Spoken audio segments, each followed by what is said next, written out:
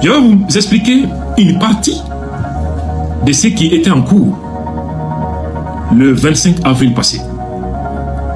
Vous savez, en réalité, que le 25 avril passé, le Mali allait basculer dans l'inconnu.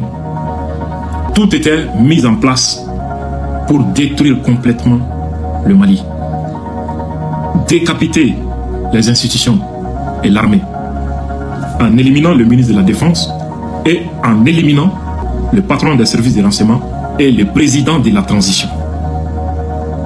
Posez-vous la question sur le ciblage de ces trois personnalités clés.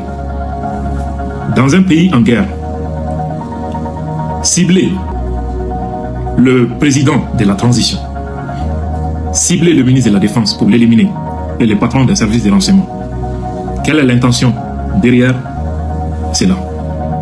Est-ce qu'on a besoin d'être un expert en analyse stratégique ou sécuritaire pour comprendre l'intention de ceux qui avaient prévu ça? C'était de décapiter le Mali et créer les conditions d'un bain de sang à Bamako. Kidal allait tomber, la chaîne de commandement brisée, Gao Tombouctou allait sombrer et le Mali allait partir comme ça à l'eau.